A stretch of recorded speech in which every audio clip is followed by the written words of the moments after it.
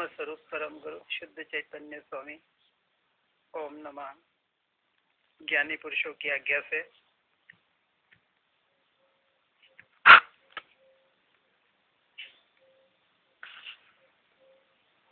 Page number 712 मोक्ष एटले शू, इसके ऊपर हमारी चर्चा चल रही है कि सब कुछ जाना लेकिन जानने वाले को नहीं जाना।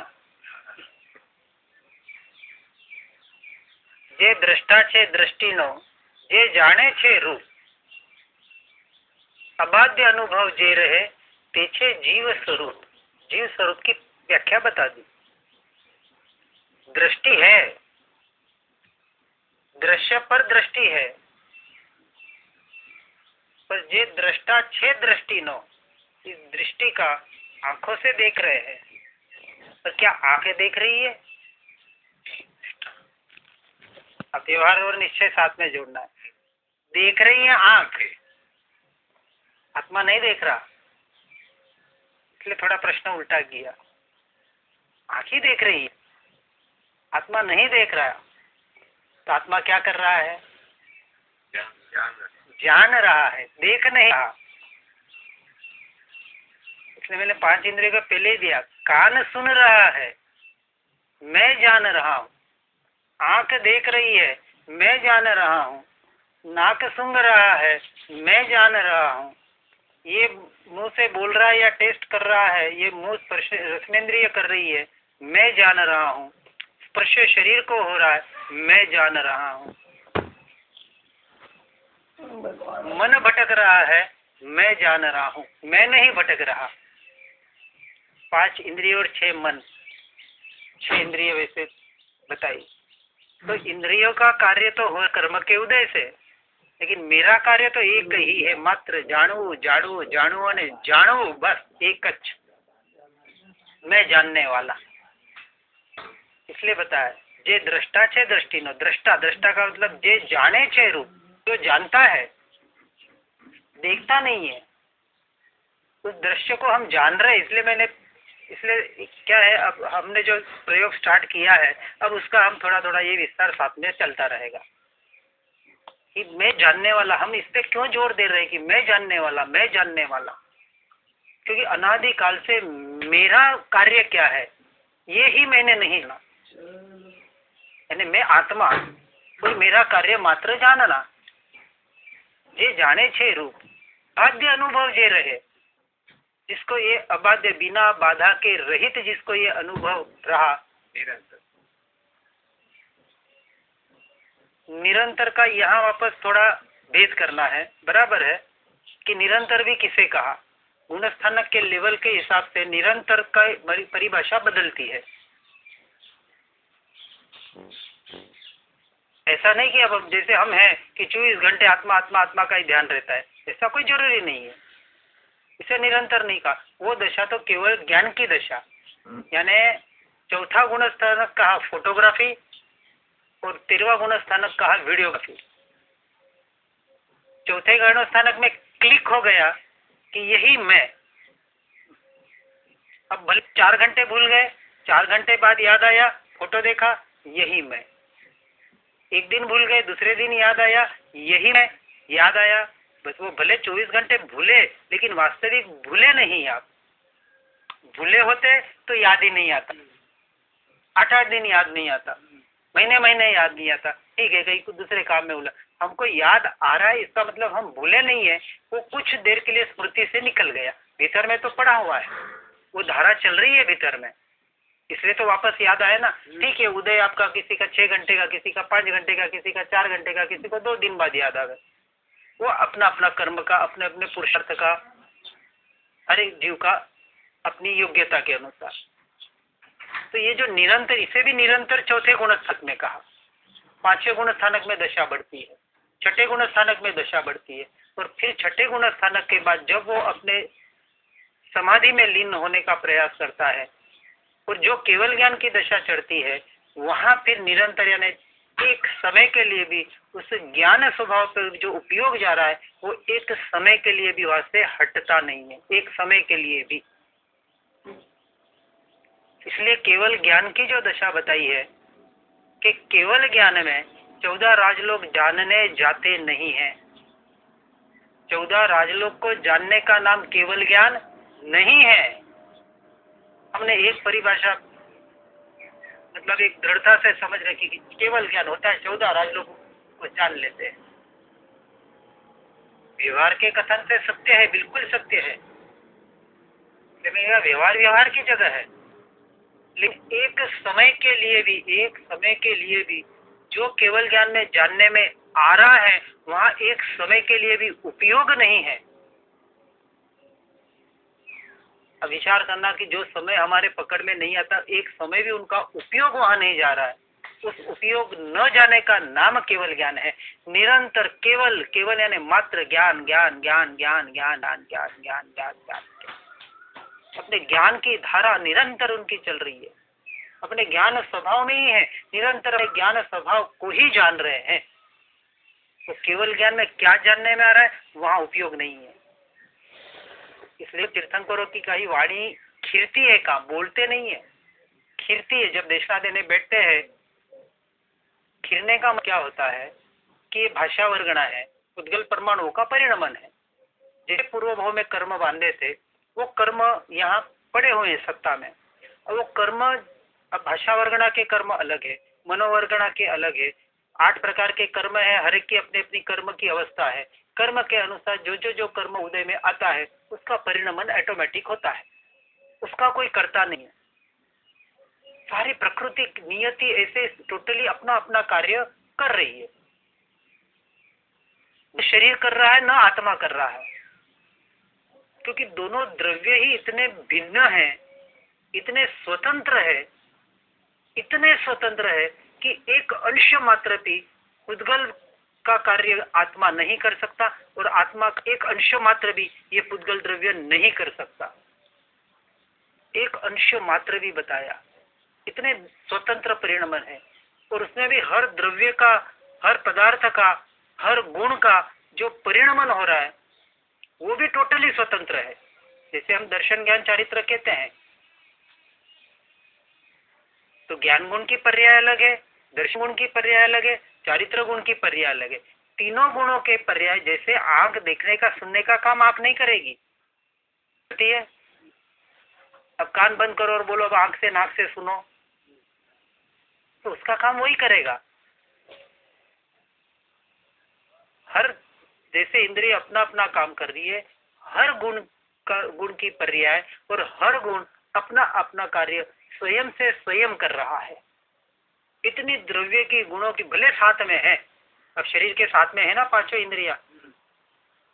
अब आंख देखती है तो आंख कहीं बाहर जाके ऐसे देखती नहीं है, ये मैं देख के आ जाऊं और वापस यहाँ आ जाऊं, है शरीर के साथ ही रह के कार्य कर रही है। वैसे ही ज्ञान गुण सारे अनंत गुणों के साथ रह के अपना कार्य कर रहा है, दर्शन गुण सारे गुणों के साथ रह के अपना कार्य कर रहा है। जो अनंत गुण है, अनंत गुण अपना अपना कार्य अपने अपने हिसाब से अपने अपने परिणाम के अनुसार कर रहे हैं। इतनी द्रव्य की स्वतंत्रता और इतनी गुणों की स्वतंत्रता, इतनी स्वतंत्रता बता दी। और हर चीज के कर्म के उदय से हो रही है। इसलिए बताया कि अब वहां से दृष्टि को हटाओ। बाहर जो कुछ भी परिणमन हो रहा है, संसार में जो कुछ परिणमन हो रहा है, इस समाज में जो कुछ परिणाम हो रहे हैं, ये हमारे परिवार में जो कुछ परिणमन, जो कुछ भी व्यवस्थाएं हो रही है, जो प्रतिकूलता अनुकूलता जो कुछ आ रहा है, मेरे शरीर में अनुकूलता प्रतिकूलता जो कुछ हो रही है, मेरे मन में जो कुछ भी भाव, जिस प्रकार के अच्छे बुरे भाव, जो कुछ भी भाव आ रहे हैं, जो कुछ भी कर्म के उदय हो रहे, ये सारा परिणमन पुद्गल परमाणु का परिणमन अब उसके योग्यता के अनुसार चल रहा है। अब ये तो पुद्गल परमाणुओं का परिणमन है, ये तो टोटल द्रव्य ही स्वतः है, पुद्गल द्रव्य। जब ये इतना स्वतंत्र है, इससे मुझे कुछ लेना देना नहीं, ये इसलिए बताया अब वहां से दृष्टि को हटाओ जिसमें हमने मैं और मेरापना स्थापित कर रखा है। ये मैं नहीं, ये मेरा नहीं, तो मैं कौन और मेरा क्या, अब वहां दृष्टि जाएगी। प्रश्न उठना चाहिए। शास्त्र में पढ़ा इसलिए नहीं, किसी ने बताया इसलिए नहीं। इसलिए सवेरे जो बात हुई ना, स्वयं की खोज करनी पड़ेगी। महावीर ने खोज करके बता दिया, ज्ञानी पुरुषों ने खोज करके बता दिया, लेकिन उससे हमारा काम हो जाएगा? उन्होंने उनका काम कर लिया। ये काम ऐसा नहीं है कि किसी ने खा लिया और हमारा पेट भर गया। ये तीनों काल में नहीं बनने वाला। तो धर्म किसी ने कह दिया और शरीर से धर्म कर लिया, तो ये शरीर का धर्म आत्मा का धर्म नहीं है। शरीर साधन है, लेकिन साधन साध्य नहीं है। फिर साधन को भी छोड़ने का मन में एक निर्णय होना चाहिए कि ये साधन भी मुझे अभी मेरी कमजोरी, पुरुषार्थ की कमजोरी है कि मुझे साधन का भी सहारा लेना पड़ रहा है। ये मेरी कमजोरी है। बाकी अपने स्वभाव में आने के लिए किसके सहारे की जरूरत? स्वयं को जानने के लिए किसकी जरूरत? टोटली मार्ग अकेले का है। इसलिए एकांत मार्ग बताया। जितना एकांत, उतना आपका काम तीव्र गति से हो सकता है। और जिस उम्र के पड़ाव में हम अभी हैं और इस बात को समझा है, जाना है ज्ञानी पुरुषों के माध्यम से, तो ऐसी एक प्यास जगे, ऐसी एक तीव्र अभिलाषा जगे, आ भव वर्ण भव छे नहीं, मिला है उसका सदुपयोग कर लो बस। इसलिए सवेरे हमने देखा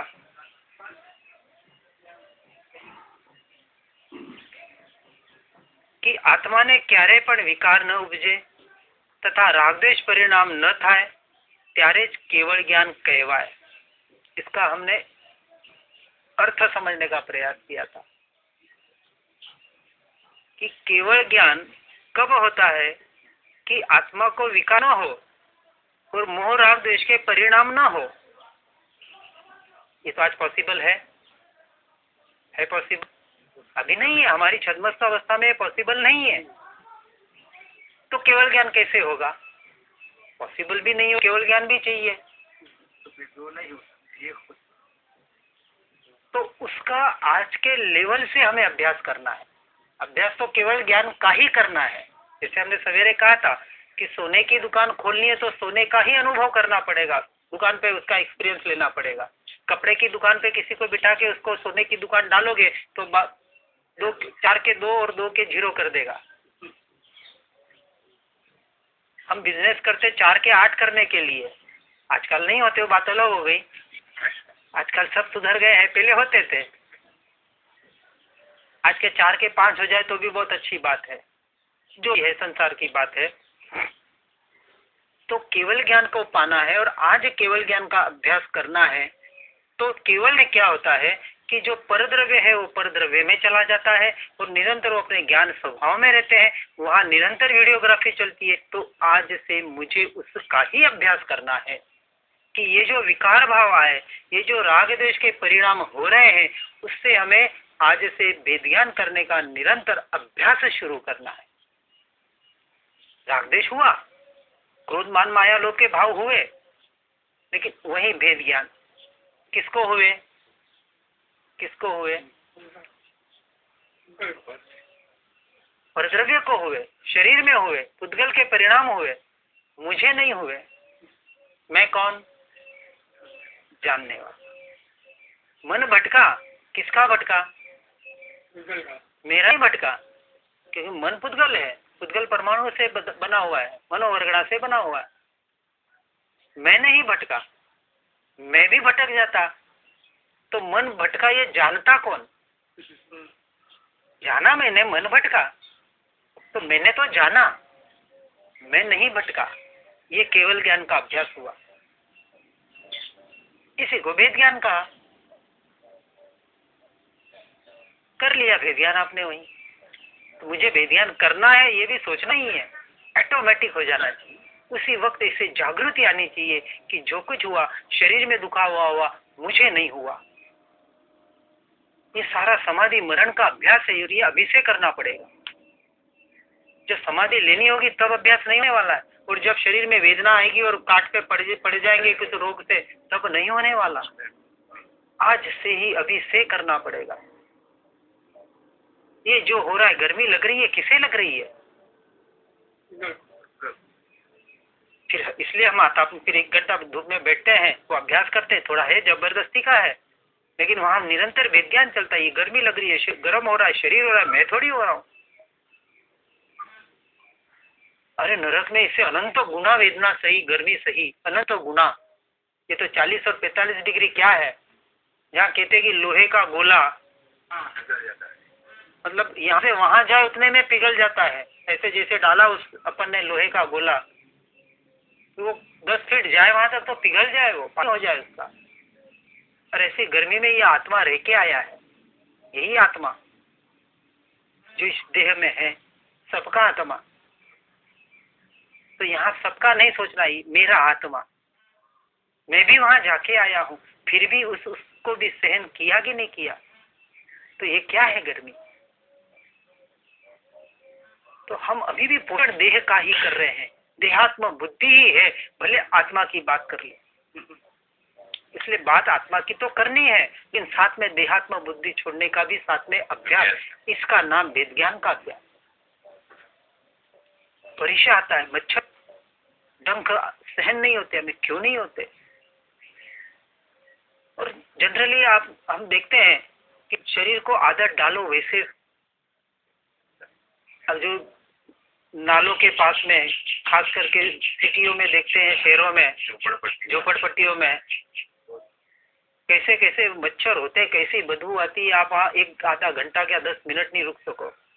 जैसे नाले के नाले बह रहे, वो गटर का पानी, पूरा सिटी का गंदा पानी बहता है, और वहां देखो झोपड़पट्टी में रह रहे, और उनके बच्चे देखो कैसे हेल्दी होते हैं। आपके बच्चे हमारे बच्चे नहीं होते वैसे।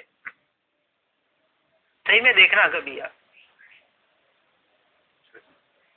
क्या खाया उन्होंने, क्या काजू बादाम पिस्ते खाए उन्होंने, फिर भी बच्चे की हेल्थ देखो। ऐसे टमाटम बच्चे होते हैं, कहीं भी घूम रहे, खा रहे, पी रहे, लौट रहे, नाक बह रहा है नहीं, वो बह रहा है नहीं। कौन से रोग हो रहे? और हो रहे तो हमें कौन से नहीं हो रहे? उनको हो रहे तो हमें भी तो हो रहे हैं ना। इतना इंतजाम करने के बाद भी कि मच्छर काटेंगे और मलेरिया हो जाएगा। तो जितने भी मलेरिया हुआ, क्या उन्होंने साधन का वापर नहीं किया था? बता दो, जितने भी मलेरिया, जाके उनका इंटरव्यू लो कि भले मलेरिया मच्छर से हुआ, लेकिन उन्हें साधन नहीं वापरा था, मच्छरदानी नहीं लगाई थी, जालियां घर में नहीं लगाई थी। लगाई थी, उनके भी होता है मलेरिया, हो सकता है कि नहीं? ठीक है, हम प्रयोजन करते हैं, वो बात अलग हो गई। करे, उसने ना नहीं कहा, ऐसे नहीं कह रहे कि झोपड़पट्टी में जाके रह जाओ। लेकिन कहने का तात्पर्य ये है कि जो शरीर का पोषण जीवन भर हम जिसके लिए पूरा जीवन बिता देते हैं, इसको संभालूं, और जो संभलने वाला और रहने वाला है नहीं वो। अरे ये 100 साल का आयुष्य, क्या करोड़ों साल का आयुष्य हम जी के आ गए। अभी कहते महाविद्य क्षेत्र में 500 धनुष का शरीर है, और 84 लाख पूर्व की आयु है। 84 लाख पूर्व किसे कहा?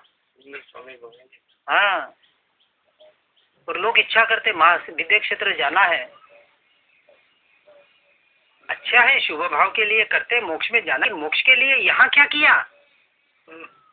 यहाँ करोगे तो वहां से जाओगे ना, उसकी शुरुआत तो यहाँ से करनी पड़ेगी।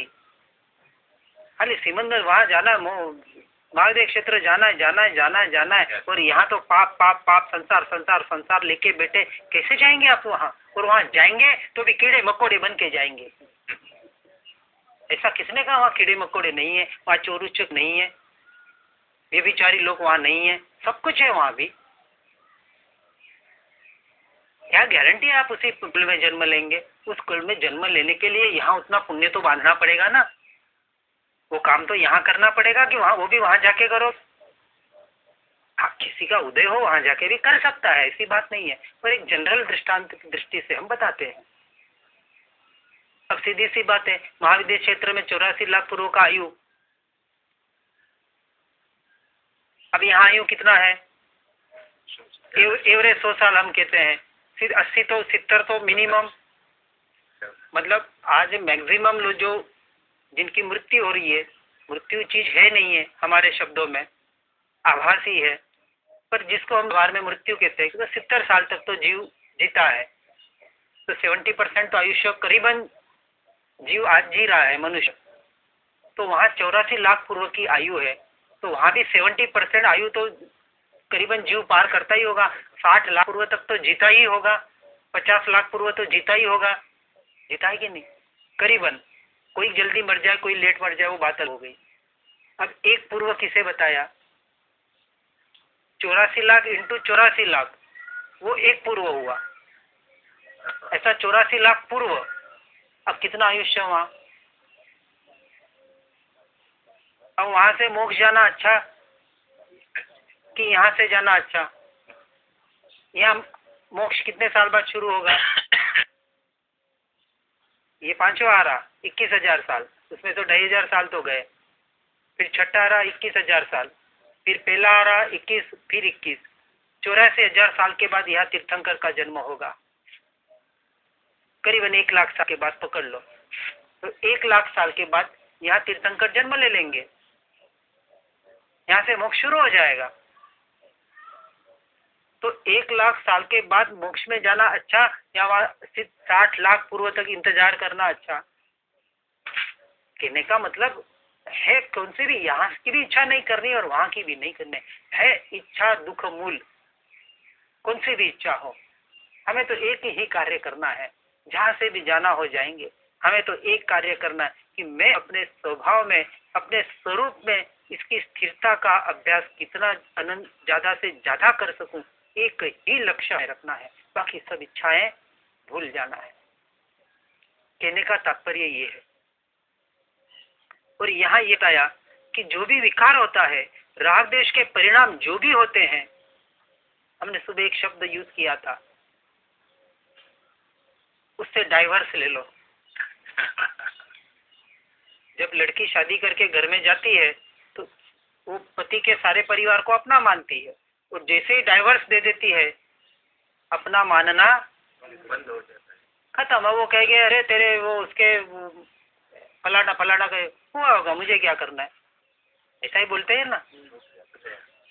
ये काम हमें करना है।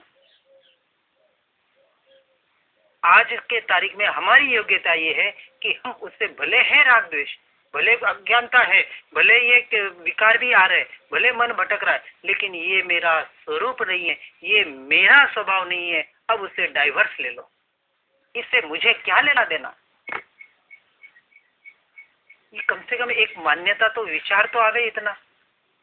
भले फिर आपसे सहन नहीं हो रहा है, भले आप इलाज कर रहे हैं, भले आप संसार में सब है, सब कुछ हो रहा है, लेकिन एक बार वो पुरुषार्थ तो उतनी दृढ़ता तो लाने का प्रयास करो, विचार तो करो। विचार ही नहीं करना चाहता हम। उस वक्त विचार तो आवे कि ये मेरा स्वरूप नहीं है, ये मुझे नहीं हो रहा, मैं तो जानने वाला, इससे भिन्न ज्ञान स्वरूपी आत्मा, इससे टोटली भिन्न हूँ। भले ही अभी साथ है, एक क्षेत्रावगाह है, अभी मेरे साथ में होने के जिससे जो दर्द और की अनुभूति मैं कर रहा हूँ, उदय उदय का कार्य करेगा। बांधे तो कर्म का फल तो आने ही वाला है। किसी को नहीं छोड़ा, महावीर स्वामी को नहीं छोड़ा तो और हमको क्या छोड़े? किसी को भी नहीं छोड़े कर्म। जो बांधे हैं, वो एक कहावत है ना, हंसते हंसते जो कर्म बांधे, अब रोते रोते भोगेगा तो महाकर्म बांधेगा। तो भोगना ही है तो हंसते हंसते ही भोग। तो हंसते हंसते भोगने का मतलब है करके नहीं, अंतर में इसका नाम भेद ज्ञान। हंसते हंसते का मतलब, ज्ञानियों को दुख होता है पर वो दुखी नहीं होते। दुख नहीं है ऐसा नहीं, शरीर में वेदना है नहीं है ऐसी नहीं, उनको भी नहीं सहन होता है तो वो भी चिल्लाते हैं। वो कि ऐसे दूध के धुले नहीं हो जाते कि या शरीर कट गया और बहुत हा हा हा हंस रहे, ऐसा नहीं। वहाँ भेद ज्ञान चलता है अंदर से। ये मुझे नहीं हुआ, ये खून की धारा भाई मेरे से कुछ नहीं निकला,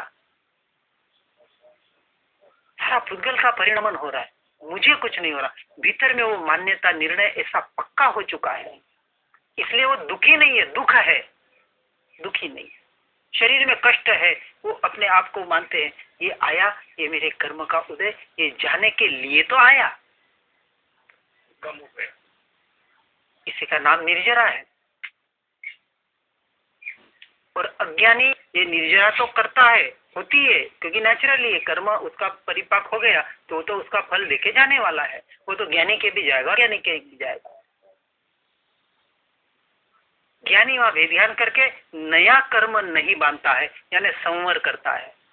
और अज्ञानी वहां एक तो चला गया और एक की जगह नए 100 कर्म बांध लेता है।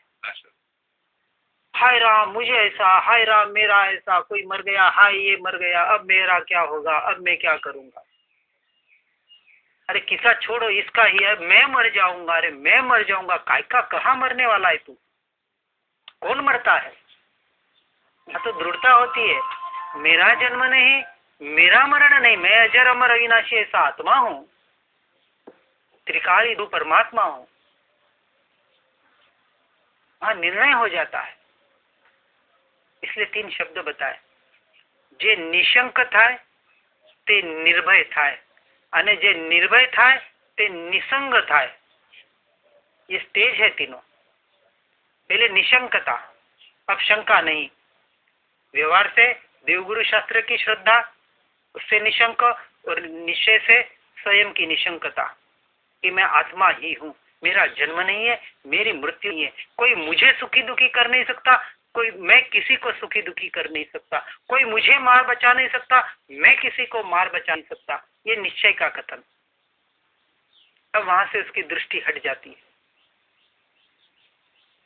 और हम निश्चय का पकड़ करने का प्रयास करना है, यानी पर से तो छूटना ही है। अब हम कहें कि संसार से, इसलिए मैंने कहा निवृत्ति, जितनी निवृत्ति हम ले सकते हैं उतना लेने का प्रयास करो, भले घर में रह के करो, लेकिन संसार के कामों में दखलंदाजी मत करो, नालायक बन जाओ। दूसरा डाइवर्स आया, दूसरा डाइवर्स आया और दूसरा डाइवर्स लेने का, डाइवर्स मान्यता में ये मेरा स्वरूप नहीं है, ये मेरे नहीं है, ये मेरा नहीं, जो हो रहा है होगा, परिणमन हो रहा है, उसका मैं ज्ञाता दृष्टा मात्र हूँ, जानने वाला मात्र। निरंतर इसका ये पहले जाप चलेगा और फिर अजपा जाप हो जाएगा, फिर करना नहीं पड़ेगा। कौन सा भी जाप होता है पहले करना होता है, फिर उसकी धारा चलती है ऑटोमेटिक। पहले वेद ज्ञान, पहले से चौथे स्थान बलपूर्वक वेद ज्ञान करना पड़ेगा और चौथे से फिर उसके लेवल के अनुसार ऑटोमेटिक वो धारा आपकी बढ़ती जाएगी। कुछ भी बाहर का कार्य होगा, आपका उपयोग भीतर में रहेगा। ये मेरा स्वरूप नहीं। प्रतिकूलता आई, इससे मुझे कुछ लेना देना नहीं, अनुकूलता भी आई, इससे भी मुझे कुछ लेना देना नहीं। गर्मी लग रही है, शरीर लग रही है, मुझे कुछ, और ठंडी हवा आई, झोंकाया, वहां भी आहा नहीं होता है, नहीं तो हा ठंडी हवा लगी, कर्म बंद कर लिया। क्योंकि ठंडी हवा लगी, किसको लगी? शरीर को गर्मी लग रही थी और ठंडी हवा लगी, उसमें आनंद मान लिया। मुझे कुछ नहीं, मुझे न सर्दी है, न गर्मी है, न ठंडक है, न कुछ, मेरे में कुछ नहीं है। मैं ज्ञाता दृष्टा मात्र हूँ, जानने वाला मात्र हूँ। निरंतर ये चिंतन चले और इसका नाम ये केवल ज्ञान का अभ्यास। और इस अभ्यास में अब आप बढ़ते जाए, केवल ज्ञान आपका पक्का है। सम्यक दर्शन के बाद 15 भाव बताया, ज्यादा से ज्यादा मैक्सिमम। कोई 10 में भी जा सकता है, कोई 5 में भी जा सकता है। एक भवाधारी भी इस भाव से हो सकते हैं। तो हम क्यों ना एक भवाधारी बनने का लक्ष्य रखें, उत्कृष्ट से उत्कृष्ट लक्ष्य रखेंगे तो कुछ हमारा पुरुषार्थ होगा। मात्र सम्यक दर्शन का लक्ष्य नहीं रखना है, मुझे तो एक भवाकारी बनना है, फिर भले 5 भाव में जाऊं कि 10 भाव में जाऊं। ये पुरुषार्थ यहाँ बताया। ये केवल ज्ञान केवल, तो केवल ज्ञान तो वो कहा, लेकिन उसका अभ्यास मुझे आज से करना है। षट दर्शन वाला એ જે વિચાર કર્યા છે તેથી આત્માનું તેમને ભાન થાય છે, પણ તારતમ્યપણામાં ફેર પડે, મૂળમાં ભૂલ નથી। जो भेद है वो कहाँ है? क्रिया में हो सकता है, लेकिन जो मूल मान्यता है वहां कहीं भी भेद नहीं है। મૂળ તો એકી હે. ષડદર્શન પોતાની સમજણે બેસાડે તો કોઈ વાત બેસે નહીં. તે બેસવું સત્પુરુષના આશ્રય થાય. ये आश्रय बताया. शट दर्शन और शट दर्शन जिसमें समा गए और सबका एक ही जिसमें, यानी जो 6 दर्शन बताए ना, यहाँ जो 6 पद बताए, ये 6 दर्शन का ही प्ररूपण है. एक दर्शन कहता है मात्र आत्मा है, एक दर्शन कहता है मात्र नित्य है, एक दर्शन कहता है आत्मा करता है, एक दर्शन कहता है आत्मा भोगता है, एक कहता है मोक्ष है, और फिर मोक्ष का है तो फिर इसका उपाय है. तो शट दर्शन जिसमें ही दर्शन समा जाते हैं, ऐसा जो दर्शन है. इसलिए यहाँ जो बताया ऊपर के इसमें कि आत्मा ने केवल मुक्त दृष्टिए जोता तीर्थंकरे लांबो विचार करियो छे. तीर्थंकरे जैन दर्शन नहीं कहा, मात्र जैन की परिभाषा नहीं बताई है. जैन का मतलब एक आज जो हमने एक पर्टिकुलर कौम रखा है कि ये जैन, ये हिंदू, ये मुसलमान, ये क्रिश्चियन, ये पंजाब, ये जो हमने ये कैटेगरी एक रखी है, ये सबको मिला के जो सब सारे दर्शन जिसमें समा जाते हैं, ऐसा एक धर्म आत्मा का धर्म. तो ये सप्तभंगी से जो समझाया जैन तीर्थंकरों ने कि किसी अपेक्षा से ऐसा है, किसी अपेक्षा से ऐसा है, किसी अपेक्षा से आत्मा नित्य है, किसी अपेक्षा से आत्मा अनित्य है, किसी अपेक्षा से आत्मा शरीर है और किसी अपेक्षा से आत्मा शरीर नहीं है. एकांत में नहीं बताया. अभी आत्मा शरीर के साथ है तो उसका जो अनुभव शरीर का हो रहा है वो अनुभव करने वाला आत्मा ही है, शरीर नहीं कर रहा है. गर्मी लग रही है, उसका अनुभव कौन कर रहा है? उसको जानने वाला तो आत्मा है. आत्मा नहीं होगा तो इस शरीर को जलाओ, ये चिल्लाएगा थोड़ी, और उसके पहले जलाओ तो चिल्लाएगा. तो चिल्लाने वाला भले शरीर है, लेकिन उसको वो जो जला, उसका जो अनुभव हुआ, उसका जो अंदर परिणमन हुआ, उसकी अनुभूति, उसका वेदन करने वाला तो आत्मा ही है. तो एक अपेक्षा से आत्मा शरीर के साथ बताया. इसलिए व्यवहार निश्चय जो कथन किया, स्यात् अस्ति स्यात् नास्ति, स्यात् अस्ति नास्ति, सप्तभंगी स्याद्वादवाद से समझाया उसे, और समझने के बाद अनेकांतवाद में लेके गए, अध्यात्म में लेके जाते हैं. और जो मार्ग अध्यात्म की ओर नहीं जाता है वो वास्तविक धर्म नहीं है. और अध्यात्म शब्द कहता है अधि आत्म, आत्मा के अधीन होने का जो मार्ग है वो अध्यात्म का मार्ग है. आत्मा के अधीन होना, आत्मा में रमण करना, आत्मा को ही जानना, आत्मा का ही पढ़ना, आत्मा का ही सुनना. अब निरंतर उसको जो उसका काम चलेगा आत्मा के लिए ही चलेगा. उसका जो प्रयोग होगा, उसको जो उसका क्रिया, जो जप तप, ये जो भी फिर बाहर की स्वाध्याय सत्संग जो भी होता है आत्मा के लक्ष्य से होगा, और निरंतर वो उसका उपयोग अपने भीतर लाने का साथ में पुरुषार्थ करेगा, मात्र साधन में नहीं अटकेगा. निश्चय राखी लक्ष्य में साधन करो, तो इस साधन में भी अटकना नहीं है. आहा, आज तो मेरा क्या स्वाध्याय हुआ, आज तो आनंद आया. अरे स्वाध्याय हुआ अच्छी बात है, लेकिन स्वाध्याय करते करते आत्मा के ऊपर कितना गया. सुन रहे हैं, सुनते सुनते उपयोग आत्मा पे कितना गया. जब मैं कहूँ ऐसा मैं आत्मा, ऐसा मैं ज्ञान स्वभाव, ऐसा मैं ज्ञान स्वभाव, हर जीव ने ये कितना सोचा कि मैं ज्ञान स्वभाव, मैं. यहाँ तो मैं कहता हूँ तो मेरी दृष्टि तो मैं पे जा रही है, आप लोगों की दृष्टि उस वक्त मैं पे कितनी जाती है. आहा, ये मैं कह रहे ना, वो ये इनका मैं है, मेरा मैं थोड़ी है. मेरा मैं तो मेरे पास है. तो हर एक को अपना मैं अपने से ढूंढ के उसमें उतरना पड़ेगा. मेरे मैं से आपको मैं नहीं मिलने वाला, मेरे काम से आपका काम नहीं होने वाला. ये तो साधन मात्र है. इसलिए क्या सत्पुरुष, इसलिए सत्पुरुष की भी हमने व्याख्या 2 प्रकार से देखी थी. पुरुष यानी आत्मा, सत्य यानी सत्य. आत्मा के सत्य स्वरूप को जो जिसने अनुभव किया है और जिसका वो कथन करने का प्रयास कर रहा है, वो सत्पुरुष या सद्गुरु व्यवहार से, उसमें भी अटकना नहीं है. निश्चय से तो सतगुरु कौन? मैं स्वयं। सत स्वरूप आत्मा जो सत पुरुष है वही तो मैं हूँ। जो सहज आत्मा का जो मेरा सहज स्वरूप है वही तो मैं हूँ। तो आत्मा का जो सहज स्वरूप वही मेरा परम गुरु। तो कौन किसका गुरु हुआ? मेरा ही स्वरूप मेरा गुरु हुआ। सजात्म स्वरूप परम गुरु। निश्चय से ये कथन आता है, व्यवहार से बाहर का है। तो व्यवहार के माध्यम से हमको निश्चय में पहुंचना है। हमारा लक्ष्य क्या है? अपने स्वयं में रमण करना। इसलिए सतपुरुष की व्याख्या समझनी। इसलिए आगे बताया, जेणे आत्मा असंग अक्रिय विचार्य होय तेने भ्रांति होय नहीं, संशय होय नहीं અને આત્મામાં હોવાપણા સંબંધમાં પ્રશ્ન रहे नहीं। ये सम्यक दर्शन की दशा आती है निरंतर विचार से। यही दशा तो सम्यक दर्शन की दशा है कि जिसने आत्मा को अंग जान लिया, किसी के संग की जरूरत नहीं है। आज भी आत्मा है, असंग है। इस शरीर से भी संग उसका नहीं हुआ है। शरीर से एक मात्र भी उसका, जैसे कहते हैं कि कर्म भले आत्मा के साथ है लेकिन कर्म आज दिन तक आत्मा के प्रदेशों को स्पर्श भी नहीं कर सके। क्या कहते हैं?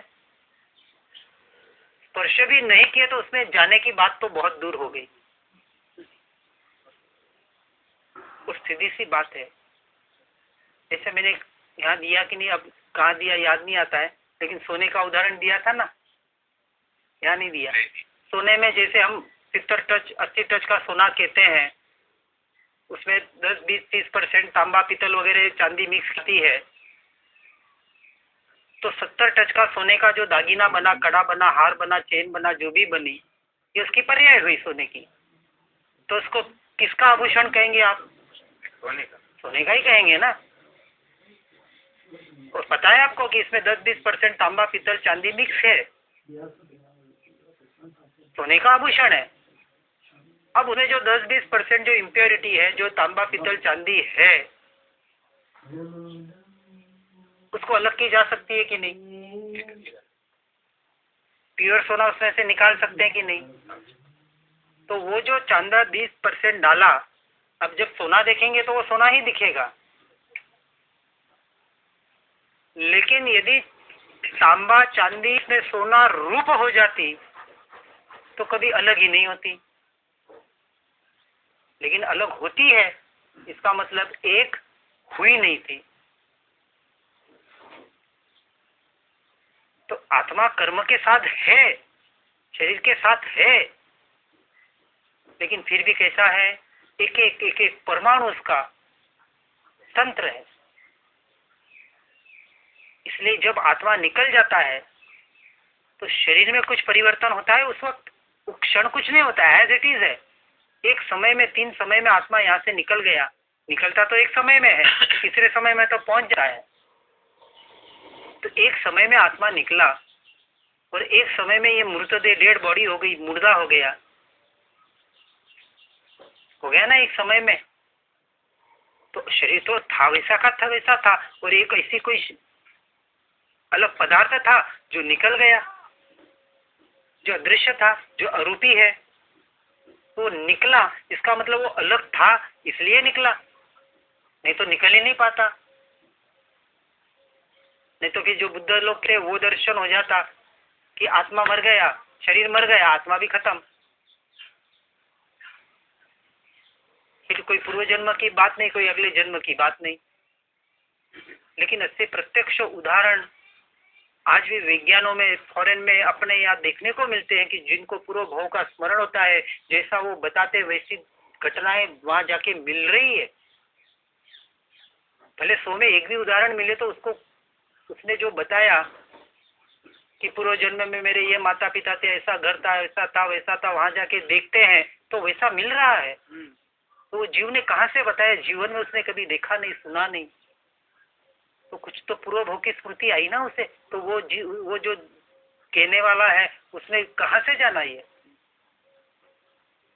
तो प्रत्यक्ष उदाहरण ऐसे देखने को मिल रहे हैं हमको, तो इससे तो कम से कम मानना ही पड़ेगा,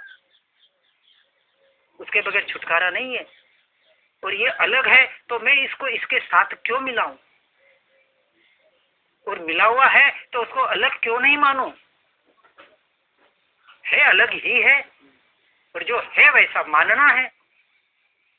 इसलिए मैंने कहा अलग करने का नाम सबसे बड़ा अधर्म, बड़े से बड़ा पाप, और अलग मानने का नाम सबसे बड़ा पुण्य, सबसे बड़ा धर्म।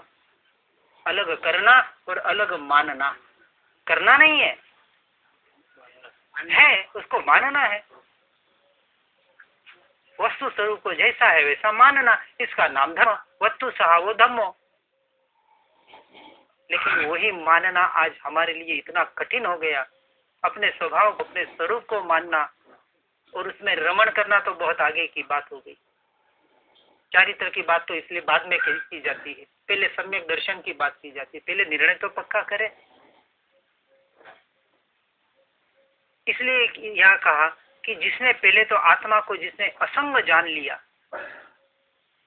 वो निर्णय, मैं तो असंग हूँ, किसी का साथ नहीं चाहिए, अभी भी किसी के साथ डिपेंडेंट, किसी के ऊपर मैं नहीं, मेरा कार्य मेरे से हो रहा है, पर का कार्य पर के परिणमन से हो रहा है, मुझे इसकी जरूरत नहीं, इसे मेरी जरूरत नहीं। पुद्गल और जीव का कोई लेना देना नहीं है, लेकिन हमने इतना लेना देना बंधा रखा है और इसलिए भव भ्रमण भटक रहे हैं। जिसने असंग जान लिया और जिसने अक्रिय विचारा निरंतर कि ये जो क्रिया हुई है वो क्रिया मेरी नहीं है, अब वो अक्रिय हो गया। क्रिया होते हुए भी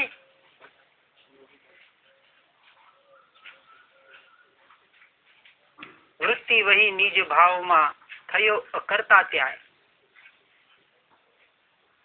अकर्ता बना वो, अब वो क्रिया का कर्ता नहीं है, क्रिया कर रहा है, क्रिया हो रही है, लेकिन वहां भेद ज्ञान चल रहा है। ये क्रिया किसकी है, किसकी क्रिया है?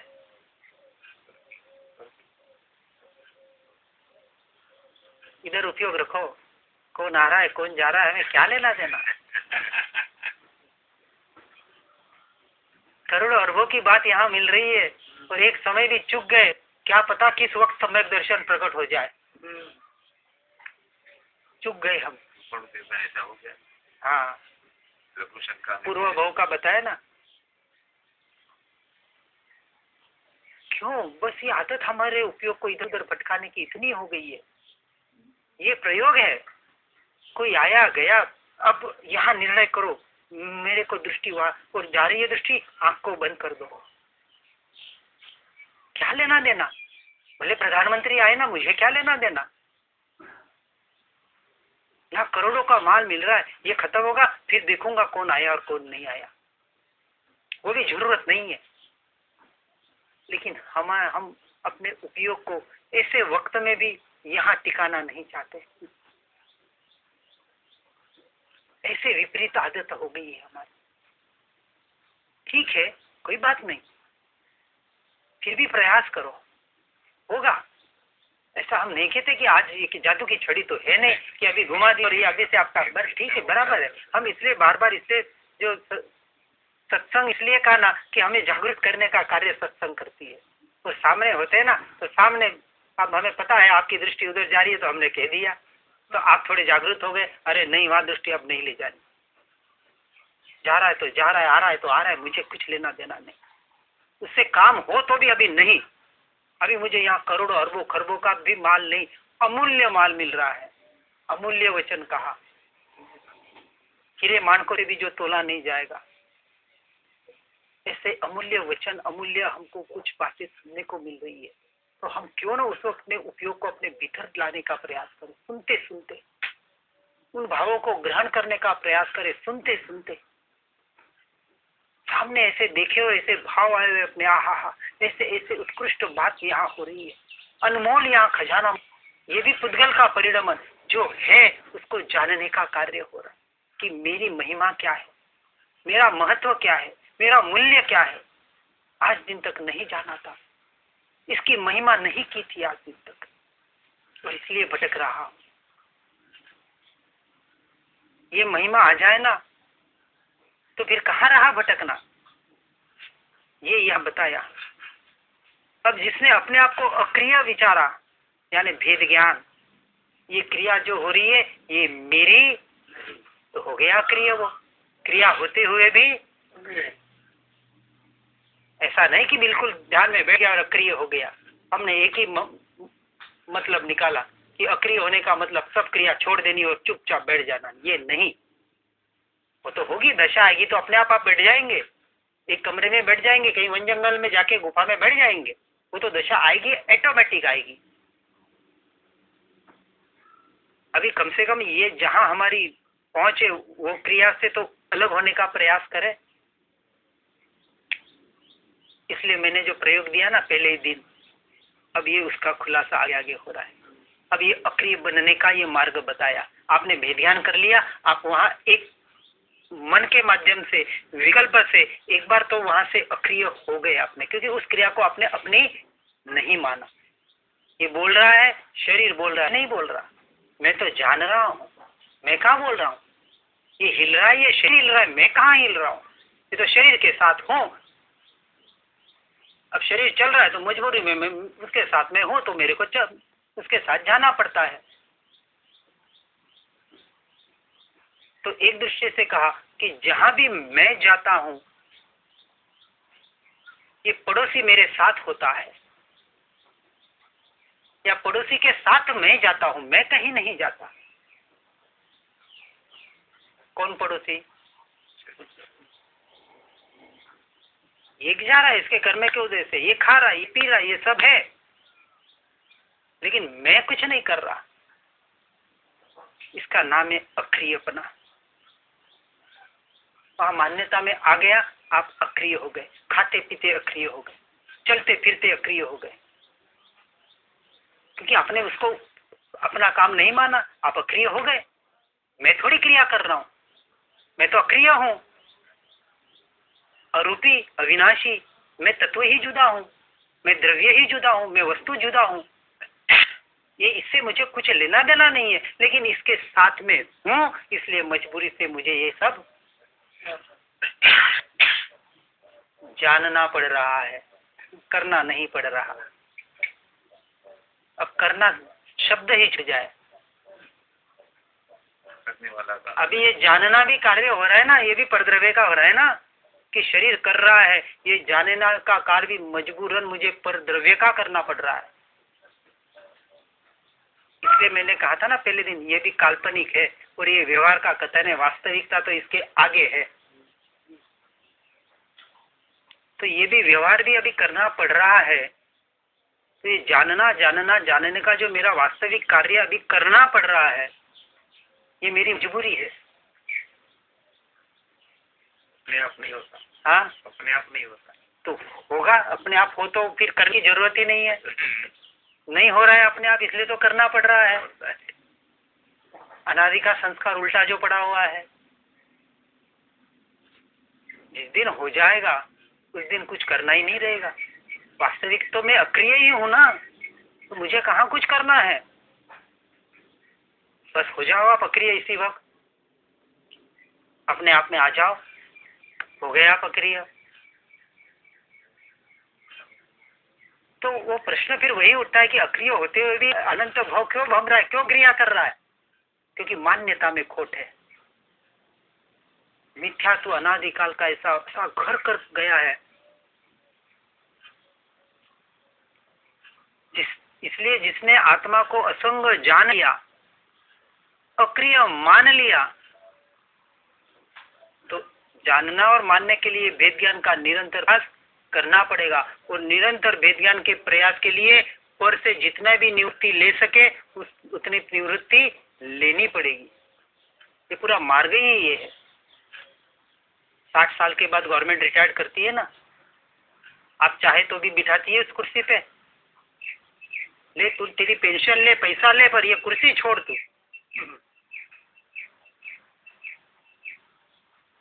उसमें भी एक्सटेंशन देते हैं। वो बात अलग हो गई। 1-2 वर्ष का है तो हाँ, इसमें भी प्रभु देते हैं मैं एक्सटेंशन एक्सटेंशन तो दे रहे हैं आपको, बराबर है ना? अभी तो क्या बराबर है।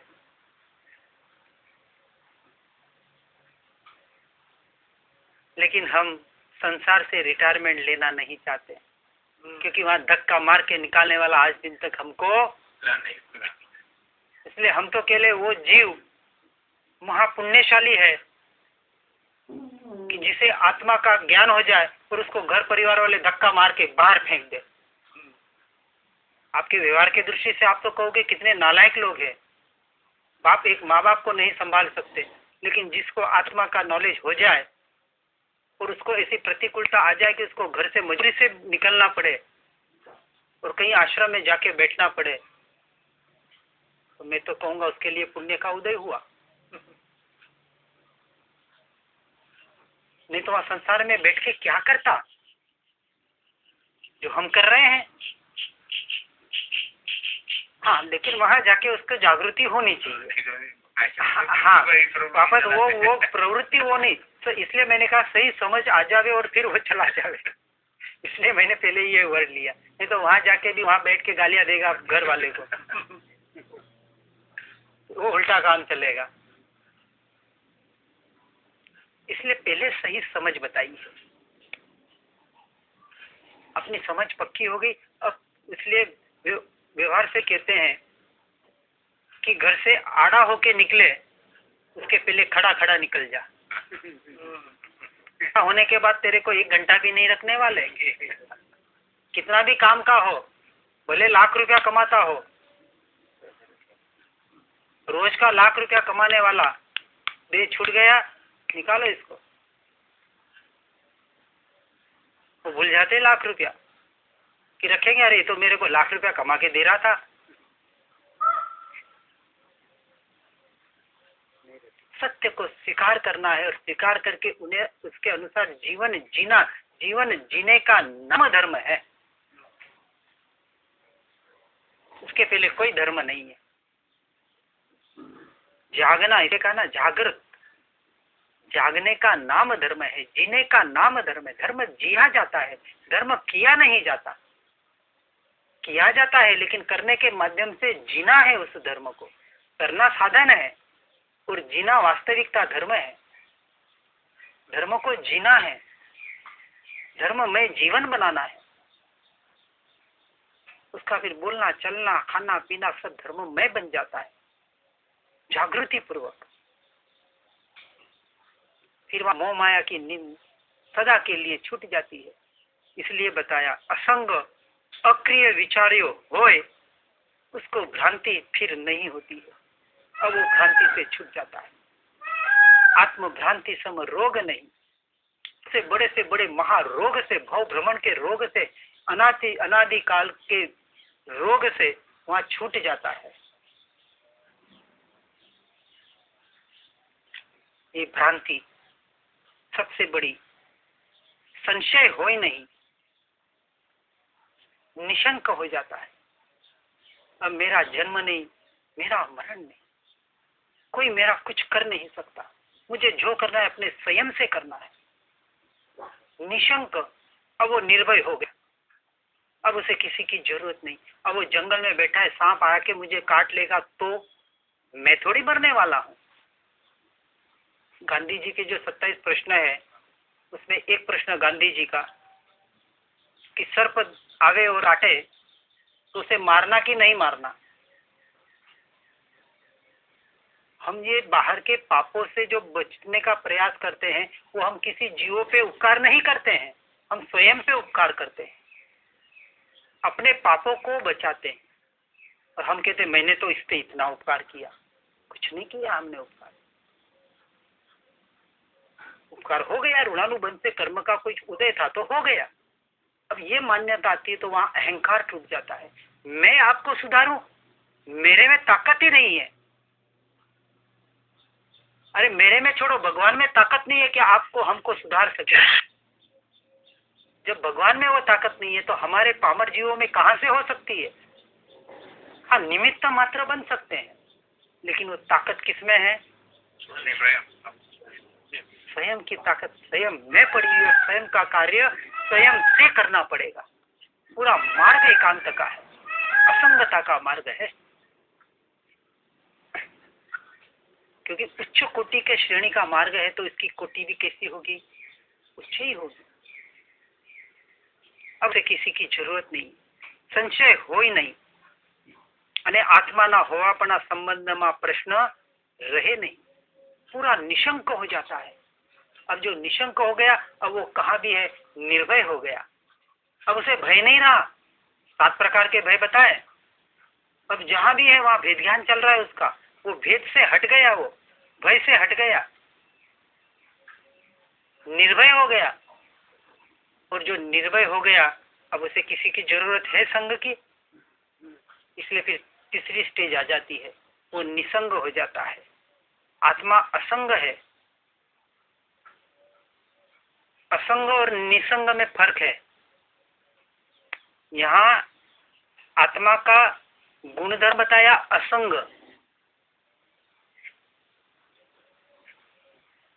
असंग का मतलब आत्मा स्वरूप से ही असंग है, स्वरूप से ही असंग है। आज दिन तक उसको संग कहीं हुआ ही नहीं। जो मैंने कहा ना कि स्पर्श कर्म भी उसे छुए भी नहीं, संग ही नहीं हुआ कर्म का। तो कर्म का उदय आत्मा में कहाँ आया? मन आत्मा से स्पर्शा ही नहीं, तो आत्मा का मन कहाँ भटका? आत्मा कभी भटका ही नहीं। वो हुआ असंग दशा, जो मूल स्वभाव है। और निसंग किसे कहा? जो पर से जुड़ा हुआ है, संग को हटा नहीं। हाँ, तो आत्मा का स्वभाव तो असंग है, लेकिन बाहर से जो संबंध विच्छेद करना, उसका नाम है निसंग, क्योंकि वहां पर से संबंध आया, संसार से छूटा, शरीर से छूटा, मन से छूटा, पर से उसका कंपैरिजन हुआ कि उस परद्रव्य से, यानी भेद ज्ञान करना, इसका नाम है निसंग दशा। और स्वरूप में स्थिर होना, इसका नाम है असंग दशा। ये असंग और निसंग का यहाँ संबंध। अब यहाँ पूरा निश्चय बता दिया। ये तो बताया मोक्ष का स्वरूप, वो मोक्ष मिलेगा तब मिलेगा। आज का तुझे मोक्ष स्वरूप, अपने आप को मोक्ष स्वरूप मान के, अपने आप को आत्मा मान के निर्णय करके, जो भी अब हमारी क्रिया होए, वहां भेद ज्ञान करते हुए, उस क्रिया से अपने आप को अलग रखते हुए, निरंतर उसका विचार विचार, ये कहा है ना बार बार, विचार्यो होए कर विचार तो पाप। हमने विचार ही नहीं किया, निरंतर विचार चलता रहे, निरंतर ये भेद ज्ञान चलता रहे। ये मेरी क्रिया नहीं, ये मेरी क्रिया, जानना ये मेरी क्रिया। वो अकर्ता हो गया, कर्तृत्व होते हुए भी अकर्ता हो गया। इसका नाम संकित है। पर ये सम्यक दर्शन एक बार हो जाए तो अब मोक्ष उससे दूर, वैसे भी दूर नहीं है। तुझे मोक्ष स्वरूप बता दिया कि तू मोक्ष है, लेकिन फिर भी अभी हमारे से स्वयं होते हुए भी बहुत दूर लग रहा है। ऐसे लगता है कितना दूर होगा मोक्ष, क्योंकि मोक्ष कहते ही वो सिद्ध शिला याद आती है, जो इतने योजन दूर है। अरे वो योजन दूर नहीं है, यही है, क्योंकि ये आत्मा तो यही वहां जाने वाला है, वो स्थान मात्र है। जाएगा तो ये जीव जाने वाला है ना, तो यही जाएगा। तो वही मैं हूं, तो मैं ही तो मोक्ष हूं। बस इस तत्व का स्मरण करके उस तत्व में आने का निरंतर हमें प्रयास करना है। जिनाज्ञा विरुद्ध कुछ भी कहा हो तो मिच्छामि दुक्कडम। कल से हमारा नया प्रश्न शुरू होगा, कम सम्यक स्व केम जनाए। कुछ भी प्रश्न हो इस बारे में सुना, क्रिया के बारे में, तो आप पूछ सकते हैं।